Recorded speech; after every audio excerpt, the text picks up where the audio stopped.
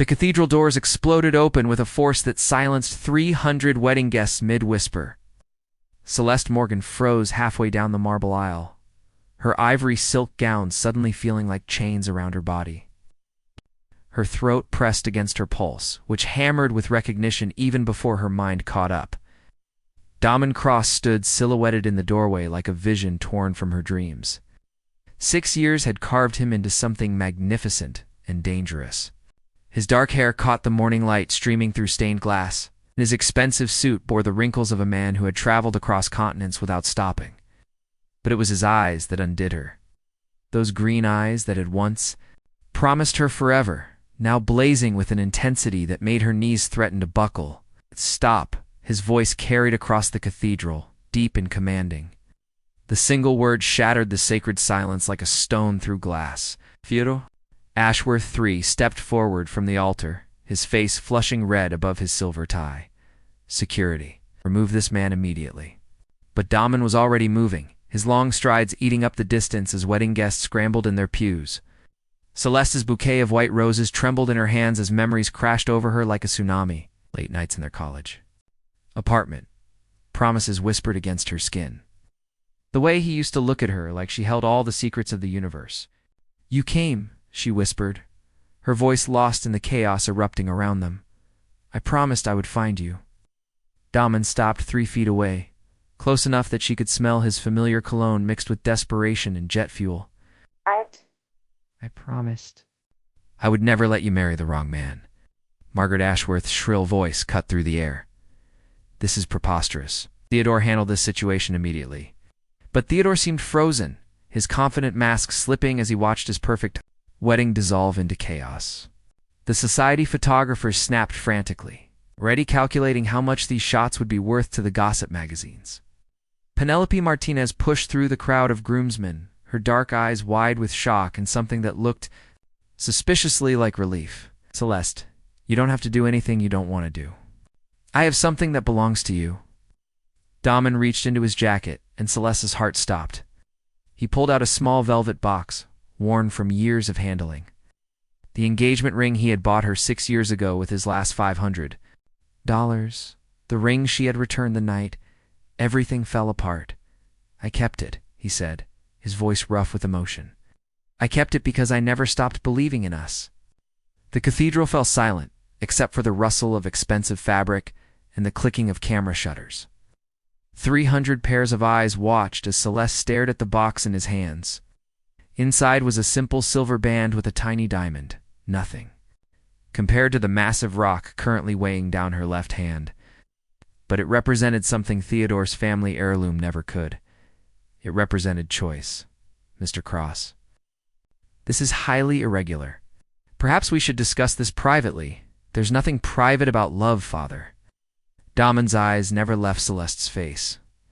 "I'm not here to disrupt anything. I'm here to offer an alternative." Theodore finally found his voice, moving down from the altar with measured steps. "Celeste is my fiancée. We're about to be married. Whatever claim you think you have on her ended years ago." "Did it?" Damen asked. But he was speaking to Celeste now. "Because I've spent 6 years building something worthy of you." 6 years. Becoming the man I should have been when I was too scared to fight for us. Celeste felt the weight of everyone's expectations pressing down on her like the vaulted ceiling above. Theodore's family fortune. Her mother's pride in finally having a daughter married into society. The gallery job that depended on Theodore's connections. Everything she had built in the aftermath of her broken heart. "What are you saying?" "Shh," whispered. Damen stepped closer, close enough that she could see the flecks of gold in his green eyes. "I'm saying I love you. I'm saying I never stopped loving you. And I'm saying that if you walk down this aisle and marry him, you'll spend the rest of your life wondering what we could have been." The truth of his words hit her like a physical blow because she had been wondering. Every night for 6 years, she had wondered. "You left," she said, her voice breaking. "You chose your career over us. You said love wasn't enough."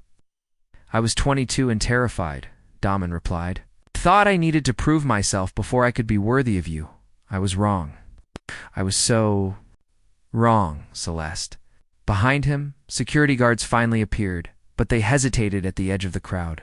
clearly unsure how to handle a situation unfolding in front of Boston's elite. Margaret Ashworth's voice rose above the murmur of guests. This is absolutely scandalous. Theodore, do something.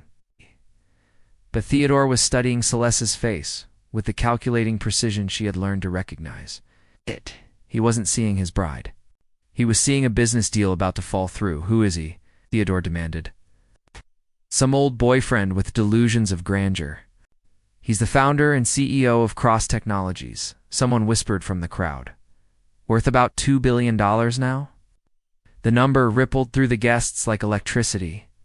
Suddenly, Damen wasn't just a disruption, it was a viable alternative. In their world, money was the ultimate measure of worthiness.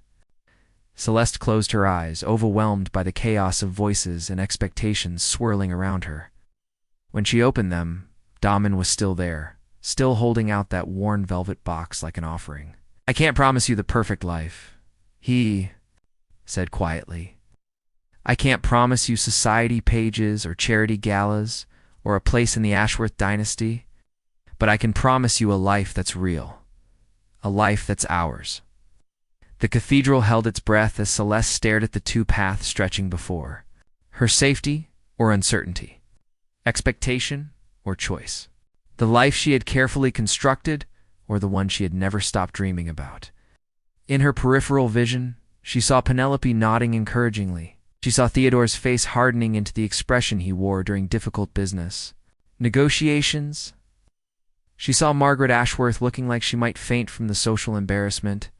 But mostly she saw Damen's face, open and vulnerable, and completely focused on her.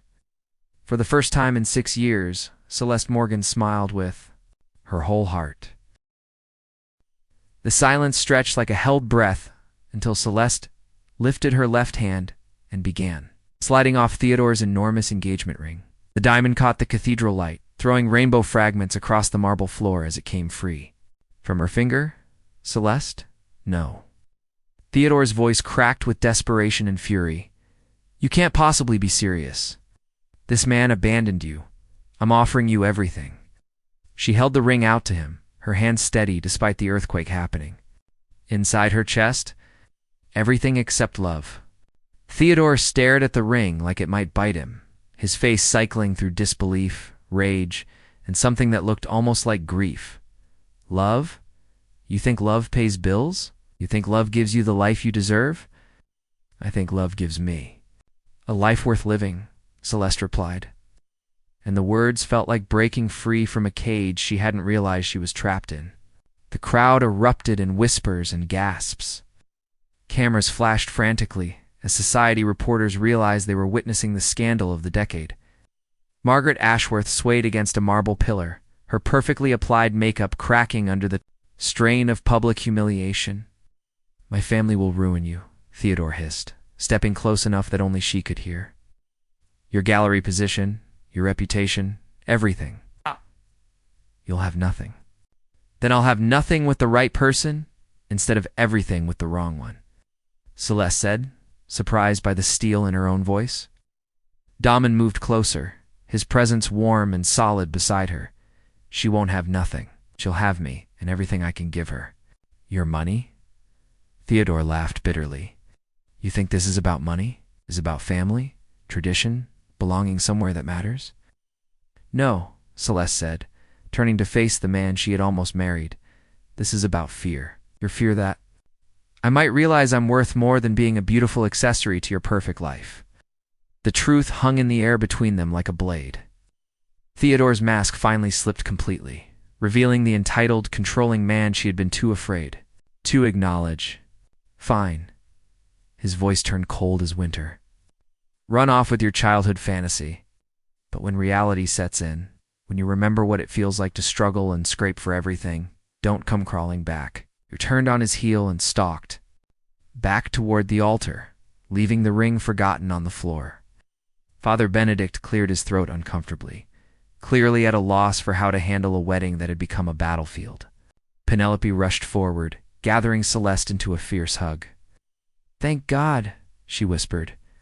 I was terrified you were going to go through with it. You knew? Celeste pulled back to search her friend's face. I've known you for 8 years. Ain't. Could see you disappearing a little more every day. Penelope's eyes filled with tears. You weren't becoming Mrs. Theodore Ashworth. You were becoming nobody at all. Damen stood quietly beside them, giving her space to process what had just happened. But when she looked at him, really looked at him, she saw the same boy who had held her while she cried over her father's death. The same man who had believed in her dreams even when she had stopped believing in them herself. We should go, he said gently. Unless you want to stay and explain to 300 people why you just called off the wedding of the century. Celeste looked around the cathedral, taking in the shocked faces, the whispered conversations. The photographers still snapping pictures of her dramatic decision. Margaret Ashworth was being fanned by several society matrons, while Theodore stood, frozen at the altar like a statue of entitled rage. Actually, she said, turning back to the crowd with a composure that surprised her, I think I do. She walked to the center of the aisle, her ivory silk gown rustling with each step. The cathedral fell silent again, everyone waiting to see what the runaway bride would say. I want to apologize, she began, her voice carrying clearly through the vaulted space, not for my choice, but for the circumstances. No one deserves to have their special day turned into a spectacle. She paused, gathering her thoughts and her courage. 6 years ago, I loved someone completely and let fear convince me that love wasn't enough. I spent those years trying to build a life that looked perfect from the outside while feeling empty on the inside. Her eyes found Damen in the crowd, and he smiled at her with such warmth that she felt her remaining doubts melt away. Today, I was about to make the same mistake again. I was about to marry a good man for all the wrong reasons, and that wouldn't have been fair to him or to me. She looked directly at Theodore, who was staring at her with naked fury. Theodore deserves someone who loves him completely, and I deserve the same. How dare you, Margaret? Ashworth's voice cut through her speech like a blade. How dare you humiliate my family in front of everyone who matters in this city? Celeste turned to face Theodore's mother with a calmness that felt like putting on armor. Mrs. Ashworth, I'm not humiliating anyone. I'm choosing honesty over convenience. I'm choosing love over expectation. And I'm choosing myself over what other people think I should want. She walked back to where Damen waited, her heart hammering with exhilaration and terror in equal measure. Let's go, she whispered. Are you sure? He asked, searching her face. Once we leave here together, there's no going back. Your whole life is about to change. Celeste looked around the cathedral one more time, at the society friends who had never really been friends, at the luxury and grandeur that had never felt like home, at the life she had been about to settle.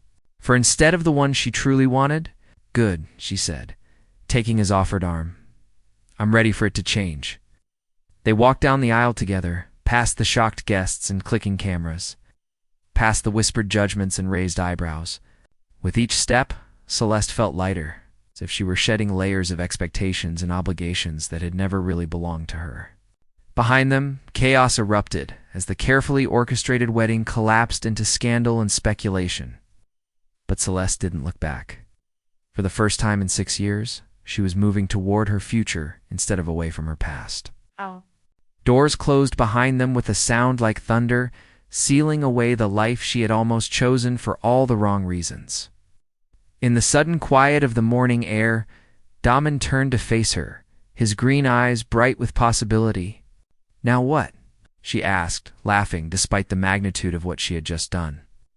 Now, he said, taking her hands in his, we figure out what comes next, together. The word sent shivers down her spine. Together. After 6 years of careful independence, of building walls around her heart, the idea of sharing her life with someone felt both terrifying and exhilarating.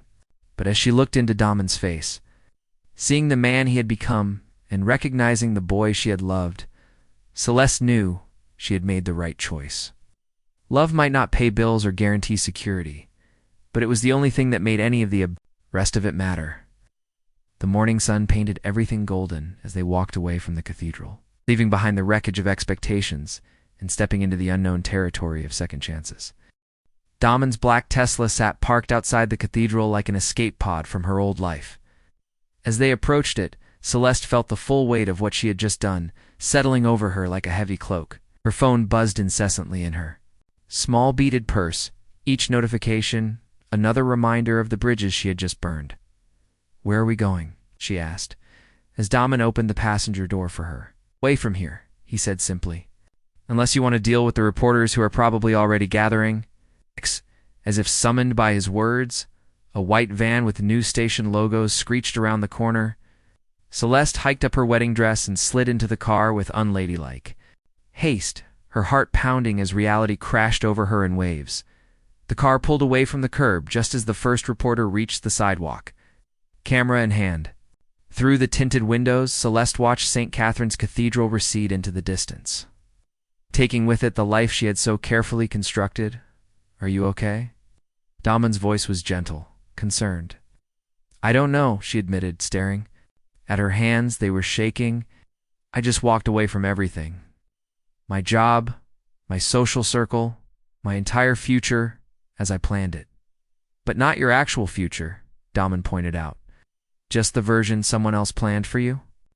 He was right, but the knowledge didn't stop the panic from rising in her throat. Her phone buzzed again, and this time she looked at the screen. 15 missed calls from Theodore. 8 from Margaret Ashworth. 3 from her boss at the gallery. The social avalanche had already begun. "Pull over," she said suddenly. "Please just pull over." Damen guided the car to the curb of a quiet residential street lined with brownstones. The moment the car stopped, Celeste pushed open the door and stumbled out, her elaborate dress catching on the doorframe. The morning air hit her face like a slap, and she bent forward, hands on her knees, just trying to remember how to breathe. 6 years of careful planning destroyed in 10 minutes. Her gallery position, which depended on Theodore's family connections, was certainly gone. Her apartment was in Theodore's building. Half her wardrobe consisted of clothes he had bought her for various social functions. She had become so embedded in his world that she wasn't sure where he ended and she began. "Celeste." Damen was beside her, his hand warm on her back. "Talk to me." "I've nothing," she said, the words coming out in gasps. "I literally have nothing. No job, no home, no money of my own. I've been playing house in someone else's life for so long that I forgot how to live my own." "That's not true." "It is." She straightened up, facing him with tears streaming down her cheeks. "Do you know what I was doing last Tuesday? I was at a charity luncheon discussing flower arrangements for a hospital wing named after Theodore's grandmother. I don't even like charity luncheons. I don't care about flower arrangements. But I sat there for 3 hours pretending to be fascinated because that's what Theodore's wife would do." Damen's jaw tightened. "He turned you into someone else." "No," Celeste said, the truth hitting her like lightning. "I turned myself into someone else.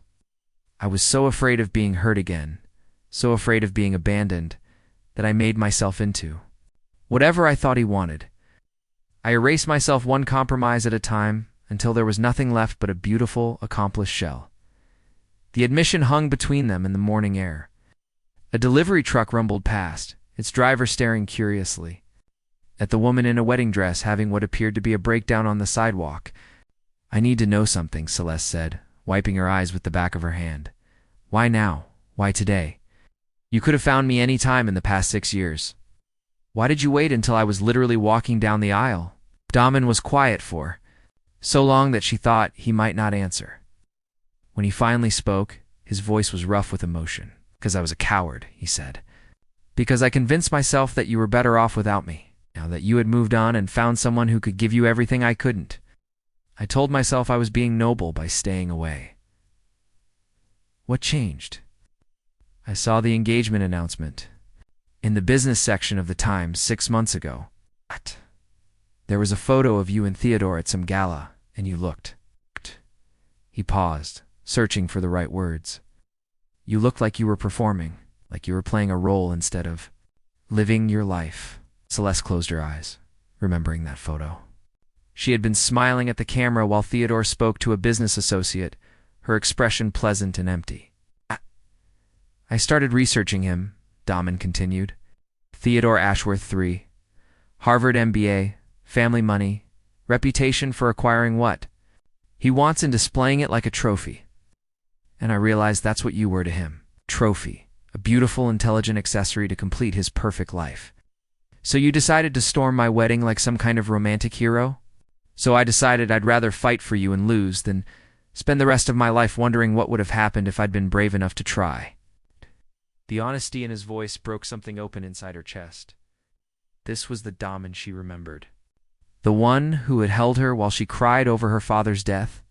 The one who had believed in her dreams of becoming a curator when she was just a broke college student working 3 jobs. The one who had loved her completely and then broken her heart by choosing his career over their relationship. You destroyed me when you left, she said quietly. You said love wasn't enough to build a life on, that you needed to establish yourself before you could think about a future with me. You said I deserved better than struggle and uncertainty. I know. His voice was barely a whisper. I was 22 and terrified of failing you the way my father failed my mother. I watched her work 3 jobs to support us after he left, and I swore I would never put someone I loved in that position. So you put me in a different position. You put me in the position of losing the only person who had ever seen me completely and loved me anyway. The words hit him like physical blows, and she saw him absorb each one. I know I hurt you. I know. I broke something between us that might never heal completely. But I also know that 6 years ago we were different people. We were kids trying to figure out how to love each other without destroying ourselves in the process. And now, I know that love is the only thing worth building a life on. Everything else is just window dressing. This man who had haunted her dreams and shaped her fears, he was right that they were different people now. 6 years had carved them both into new versions of themselves, and she wasn't sure if those new versions were compatible. I need time, she said finally. I need time to figure out who I am when I'm not trying to be someone else's perfect woman. I need to remember what I want, what I dream about, what makes me happy when no one else is watching. Damen nodded, though. She could see the disappointment in his eyes. I understand. Do you? Because I'm not the girl you fell in love with in college? That girl had dreams and opinions and a fire in her belly that could light up a room. I don't know if she still exists, under all the layers of expectation and performance I've wrapped around myself. She exists, Damen said with quiet certainty. I saw her in there when you took off that ring and told 300 people exactly what you thought of their perfect society wedding. She's still there, Celeste? You just need to let her out. A black sedan turned onto their street, moving slowly like it was searching for something. Through the windshield, Celeste could see the unmistakable profile of Margaret Ashworth in the passenger seat. They found us, she said. Don followed her gaze and swore under his breath. Get in the car. They climbed back into the Tesla just as the sedan pulled up behind them. Through the rear window, Celeste watched Margaret emerge from the car like an avenging angel in Chanel, her face set in lines of fury and determination. Drive, Celeste said. Please, just drive. As they pulled away from the curb, leaving Margaret Ashworth standing on the sidewalk like a monument to outraged propriety, Celeste felt something shift inside her chest. For the first time in 6 years, she was running toward the unknown instead of hiding from it. The sensation was terrifying and exhilarating in equal measure. Damen drove them to the Mandarin Oriental, where the lobby's marble floors and crystal chandeliers felt like stepping into a neutral zone between her old life and whatever came next. The concierge barely blinked at her wedding dress, maintaining the professional discretion that came with a $1,000 a night room rate. The penthouse suite, Damen told the desk clerk. And we'll need some clothes sent up. Size 6, casual but elegant. Everything from underwear to shoes. Celeste started to protest the expense, then caught herself. This was exactly the kind of thinking that had trapped her in Theodore's world, where every decision was filtered through considerations of money and propriety, what other people would think. The elevator ride to the top floor was silent, both of them lost in the magnitude of what had just happened. When the doors opened onto the suite, Celeste gasped, despite herself. Floor-to-ceiling windows offered a panoramic view of Boston Harbor, and the afternoon sun turned everything golden. It's beautiful, she said, moving to the windows. It's also private, Damen replied. No photographers, no reporters, no angry Ashworths. Just space to breathe and figure out what comes next. Her phone had been buzzing continuously during the elevator ride. As she finally looked at the screen, scrolling through a litany of missed calls and text messages. Theodore's messages had evolved from confused to angry to coldly furious. Margaret's were variations on the theme of social disgrace and ruined reputation. But it was the message from her boss at the gallery that made her stomach clench. "Celeste, we need to talk immediately. The Ashworth family is our largest patron. Please call me as soon as you receive this." She set the phone face down on the marble coffee table and walked back to the windows. Below them, the harbor sparkled in the afternoon light, dotted with sailboats that looked like toys from this height. "The gallery is gone," she said without turning around. 20% of their funding comes from the Ashworth Foundation. They can't afford to keep me on after what I just did. So you'll find another job. With what references? Theodore's family has connections throughout the Boston art world. Margaret Ashworth sits on half the museum boards in the city. She laughed, but there was no humor in it. I just became unemployable in the only field I've ever wanted to work in. Then, maybe it's time to create your own field. She turned to look at him, this man who had just appended her entire existence. He had loosened his tie and rolled up his sleeves, looking more like the college student she remembered than the billionaire CEO he had become. "What do you mean? Used to talk about opening your own gallery someday, featuring unknown artists, giving them a platform they couldn't get anywhere else. You had notebooks full of ideas about how the art world could be more inclusive, more accessible." The memory hit her like a physical force. She had forgotten about those notebooks, about the dreams she had sketched out in late-night conversations with Penelope. Dreams that had seemed impossible when she was struggling to pay rent and establish herself in the traditional art world. "That was a fantasy," she said. "Opening a gallery requires capital, connections, expertise, and business management. It requires things I don't have. You have the expertise. You have the vision. If you want it, you have a business partner who happens to know something about turning impossible dreams into reality." Celeste stared at him.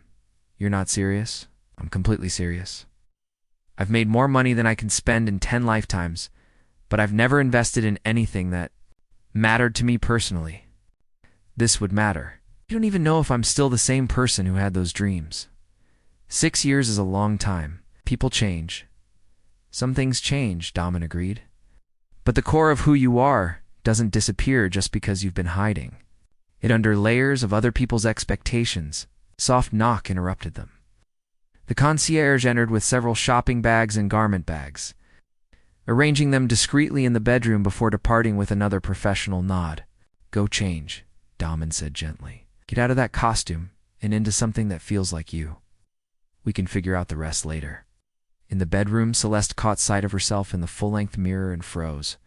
The woman staring back at her looked like a stranger. The elaborate updo, the perfectly applied makeup, the dress that cost more than most people made in a month. She looked like Theodore's ideal wife, like Margaret Ashworth's approved daughter-in-law. It's like anyone except herself. She began pulling pins from her hair, letting the honey-blonde waves fall around her shoulders. The relief was immediate and physical, like removing a mask she had worn so long she had forgotten what her real face looked like. The makeup came off next, revealing the faint freckles across her nose that Theodore had always suggested she'd cover with foundation. The shopping bags contained exactly what she would have chosen for herself. Soft jeans, a cashmere sweater in deep blue that brought out her eyes, simple leather boots that were both comfortable and elegant. The identity that had come with it. When she emerged from the bedroom, Damen looked up from his laptop and smiled. "There she is." "Who? The woman I fell in love with? The one who wore paint-stained jeans to gallery openings because she believed art was about passion, not fashion? The one who could spend hours discussing the emotional impact of color theory and why Van Gogh's brushstrokes conveyed more raw humanity than technically perfect realism?" The description awakened something in her chest that had been sleeping for so long she had forgotten it existed. That woman had been messy and passionate and unafraid to have opinions that made other people uncomfortable. She had been real in a way that Theodore's perfect fiancée never could be. "I'm scared," she admitted, sitting down beside him on the leather sofa. "Of what?" of finding out that she really is gone. That I've been performing for so long that I don't remember how to be authentic. That I chose safety over passion for so long that I killed the part of me that was capable of taking risks. Damen closed his laptop and turned to face her fully. Can I tell you something about these past 6 years? She nodded. Every business deal I made, every company I built, every dollar I earned was driven by the memory of you believing in me when I didn't believe in myself. You saw potential in a scared kid from a broken home who was working 3 jobs to pay for college. You made me feel like I could be extraordinary instead of just another statistic. Damen, I'm not finished. I spent 6 years building an empire because I thought that's what it would take to be worthy of you. But the truth is, I was already worthy. We were already worthy. Love was enough, just like you said it was. I was just too afraid and stupid to believe it. Tears were streaming down her face again, but these felt different from the panicked breakdown on the street. These felt like release. So what do we do now? She asked. Now we take it one day at a time. We figure out who we are as the people we've become, and we see if those people can build something beautiful together. We don't rush. We don't make promises we might not be able to keep, and we don't try to recreate something that existed 6 years ago in the gallery. If you want it, we make it happen. It's not because I'm trying to buy your affection or prove something, but because the art world needs voices that aren't filtered through committees and board members and what sells. Best to collectors who treat paintings like stock portfolios, the idea sent electricity through her veins. Her own gallery showcasing artists who had something to say rather than something to sell.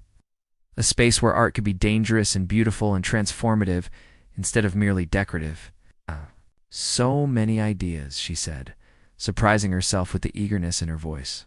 Artists I've been following on social media who are doing incredible work but can't get representation because their vision doesn't fit into traditional categories. Themes I want to explore around identity and authenticity and what it means to be human in an increasingly artificial world. Damen's smile was radiant. Tell me everything. And for the first time in 6 years, Celeste did. She talked about art and passion and vision until the sun set over the harbor, painting the sweet in shades of gold and crimson. She talked about the woman she used to be and the woman she wanted to become. About dreams deferred and second chances and the terrifying exhilaration of stepping into the unknown. As she spoke, she felt something awakening inside her that had been dormant for too long. It was fierce and creative and uncompromising, and it felt like coming home to herself. 3 months later, Celeste stood in the empty warehouse space in Boston's Arts District, her breath visible in small puffs in the October air. The building was raw and industrial, with exposed brick walls and soaring ceilings crossed by steel beams. It was nothing like the polished elegance of the galleries she had worked in before, and it was absolutely perfect. The heating system needs to be completely overhauled, the contractor was saying, consulting his tablet. And you'll want climate control for artwork preservation, but the bones are good. Great natural light from those north-facing windows. Damen nodded, taking notes on his phone. Over the past 3 months, he had proven to be the kind of business partner she had never expected. He provided capital and connections, but never once tried to influence her artistic vision. When she had insisted on choosing this unconventional space over the pristine gallery locations he had initially shown her, he had simply asked what she needed to make it work. How long until we can start installing pieces? Celeste asked. 6 weeks if we push hard, the contractor replied. Maybe 8 to be safe. 6 weeks, Celeste said firmly. She had learned to trust her instincts again, and her instincts told her that waiting was just another form of fear. After the contractor left, she and Damen walked through the empty space, their footsteps echoing off the concrete floors. The afternoon light streaming through the tall windows painted everything in gold. Celeste could already see how it would look filled with the bold, uncompromising work she had been collecting. Any regrets? Damen asked, watching her face, as she gazed up at the soaring ceiling. About the gallery? None, that's not what I meant. She turned to study his profile. Over the past 3 months, they had been rebuilding their relationship from the ground up, taking it slowly and carefully. They had discovered that they were different people than they had been at 22, but the fundamental connection between Them had not only survived, but deepened. About Theodore? She considered the question seriously. I saw him last week at the Museum of Fine Arts benefit. He was there with someone new. A blonde socialite who laughed at everything he said and looked at him like he hung the moon. How did that feel? Like watching someone else's life. Like looking through a window at a house I almost bought but realized would never feel like home. She moved closer to him, close enough to see the flecks of gold in his green eyes. He looked happy, really happy, in a way he never looked with. Me? I think we both dodged a bullet. Damen reached out to tuck a strand of hair behind her ear, a gesture so familiar it made her heart skip. And us, any regrets about giving us another chance? The question hung in the air between them, weighted with 3 months of careful rebuilding and 6 years of history. It agreed to take things slowly, to not make promises they couldn't keep, to see if the people they had become could create something lasting together. Ask me in a year, she said, then smiled at the flash of concern in his eyes. That's not a no, Damen. That's me learning to be honest about what I can and can't promise. I can promise you today. I can promise you this moment. I can promise you that what I feel for you is real and growing stronger every day. That's enough, he said, pulling her closer. That's more than enough. Their kiss was interrupted by the sound of heels clicking on concrete. Penelope Martinez appeared in the doorway, camera bag slung over her shoulder and a grin on her face. Sorry to interrupt, but I have the proofs from yesterday's shoot. She held up a memory card. The portraits of Marcus Chen are incredible. The piece about urban isolation is going to be the centerpiece of your opening show. Celeste had reconnected with Penelope immediately after leaving Theodore, and her friend had become not just her unofficial photographer, but her creative collaborator. Together, they were documenting the artists who would be featured in the gallery's inaugural exhibition, tentatively titled Authentic Voices. Let's see them, Celeste said, excitement bubbling in her voice. They huddled around Damen's laptop as Penelope uploaded the photos. The images that appeared on screen took Celeste's breath away. Marcus Chen, a Korean-American artist who painted haunting cityscapes that captured the loneliness of modern urban life, stood beside his latest work. But it wasn't just a documentation of the painting that Penelope had captured. She had somehow photographed the soul of the artist himself, the passion and vulnerability that drove his work. These are extraordinary, Celeste whispered. The way you've captured the connection between the artist and his work, it's like you've made visible something that's usually invisible. I learned from the best, Penelope said, bumping Celeste's shoulder affectionately. You taught me to see the story behind the surface. As they scrolled through the rest of the images, Celeste felt that familiar electricity in her veins that told her she was exactly where she was supposed to be. This gallery would be different from anything Boston had seen before. Catering to collectors who treated art like investment portfolios, who would showcase work that challenged, provoked, and inspired. I have something for you, Damen said, pulling a small wrapped package from his jacket pocket. Celeste looked at him suspiciously. It's not my birthday. It's not that kind of gift. Open it. Inside the wrapping was a small leather journal, its cover soft with age and handling. When she opened it, she gasped. It was filled with her own handwriting from 6 years ago. Page after page of gallery concepts, artist profiles, exhibition ideas, and business plans. Where did you get this? You left it in my apartment the night before I broke up with you. I've been carrying it with me ever since, telling myself it was because I couldn't bear to throw away something you had touched. But really, I think I kept it because it was proof of who you really were underneath all the fear and uncertainty. Celeste flipped through the pages, remembering the passion that had driven her to fill every inch of space with dreams and possibilities. The gallery she had envisioned then was remarkably similar to the one she was creating now, but bolder. More ambitious?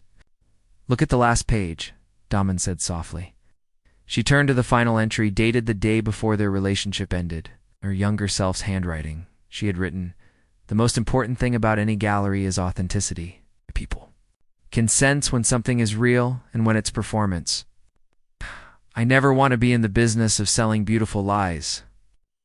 I want to deal in beautiful truths, even when they're uncomfortable." Tears blurred her vision as she read the words. That young woman had known exactly who she wanted to be and what she wanted to create. She had just been too afraid to trust herself enough to make it happen. "I was so scared back then," she said. "Scared of failing? Scared of not being good enough? Scared of wanting something too much and having it taken away. And now? Now I'm still scared," she admitted. "But I'm more scared of not trying than I am of failing. I'm more scared of living a safe, small life than I am of taking risks for something that matters." Penelope cleared her throat diplomatically. "I'm going to go scout some lighting options for the opening. You two clearly have things to discuss." After she left, Celeste and Damen stood in the empty gallery space, surrounded by possibilities and potential. The afternoon light was fading, painting the brick walls in shades of amber and rose. "There's something I need to tell you, Celeste," said her heart hammering against her ribs. "What is it?" She took a deep breath, gathering her courage. "I love you. Not the memory of you, not the idea of you, not the safety of having someone who understands my past. I love the man you are now, the partner you've become, the way you challenge me to be brave and support me when I stumble." Damen's smile was radiant. "I love you too, the woman you've always been and the woman you're becoming. I love your passion and your vision and your stubborn refusal to settle for anything less than extraordinary. So what happens now?" "We build something beautiful together," he said, gesturing to the empty space around them. "This gallery, whatever comes after it, a life that's messy and imperfect and completely our own." Celeste looked around the warehouse that would soon become her dream, realized that the man who had risked everything to give her a second chance at authentic love, at the future spreading out before them like an empty canvas waiting to be filled with bold, beautiful strokes. 6 months ago, she had been walking down the aisle toward a life that looked perfect from the outside, but felt hollow within. Today she stood in an empty warehouse with paint-stained hands and a heart full of possibilities, and she had never been happier. The gallery would open in 6 weeks. Critics would either love or hate her unconventional vision. The art world establishment would probably dismiss her as a dilettante playing with her boyfriend's money. None of that mattered. What mattered was that she had found her way back to herself, to the woman who believed that art could change the world, one authentic voice at a time. What mattered was that she had learned the difference between love that asked her to be smaller and love that challenged her to be larger. What mattered was that she was finally, completely, unapologetically herself. As the sun set over Boston, painting the empty gallery in shades of gold and possibility, Celeste Morgan took Damen Cross's hand and stepped confidently into the beautiful uncertainty of her chosen life. The end.